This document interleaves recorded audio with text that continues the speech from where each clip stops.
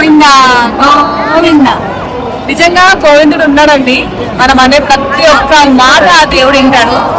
దర్శనానికి వచ్చినాము, ఎలాంటి అంటే ప్లాన్ లేకుండా ముందు ఒకటి నమ్ముకొని వచ్చినాము. ఇక్కడికి వచ్చినాక అంతా డిస్టర్బ్ అయిపోయింది. ఇంకా రష్ ఉండడం వల్ల వాళ్ళు కూడా చేయలేకపోయారు. అప్పటి నుంచి అంతే రూమ్స్ దగ్గర దేవుని హెల్ప్ జరిగింది. దర్శనానికి అయితే ఇంకా నార్మల్గా వెళ్దాం అనుకున్నాము. అలాంటిది శ్రీవని ట్రస్ట్ టికెట్ దొరికిందండి.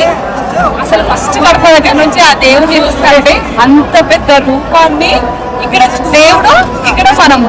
అసలు ఎంత అదృష్టం ఉందంటే నాకు ఈ జన్మకి ఇది చాలా ఇంకా అనిపించింది. సప్త శనివారాల వ్రతం స్టార్ట్ చేసిన తర్వాత ఆ ముడుపుని అయిపోయింది, వ్రతం అంతా అయిపోయింది. ఆ ముడుపు దేవుడి దగ్గర వేయాలి, దేవుడి పిలుపు ఎప్పుడు వస్తుందా అని చెప్పి ఎదురు చూసిన.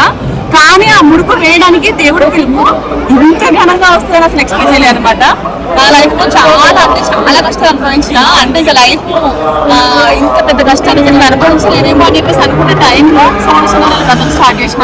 అప్పటి నుంచి నా లైఫ్ లో అన్ని మలుపులే అనమాట. అలాంటి దర్శనం దొరికేసరికి ఆ ముడుపుని స్వామికి అందించేంత వరకు నా చెయ్యి పట్టుకుని దగ్గర తీసుకొచ్చినట్టు అనిపించింది. మనకి కష్టం అంటే మన ఎనక గోవింద ఉండాలని చెప్పేసి నమ్ముతే చాలండి, మన వాళ్ళ వెళ్ళిపోతాము అంతే.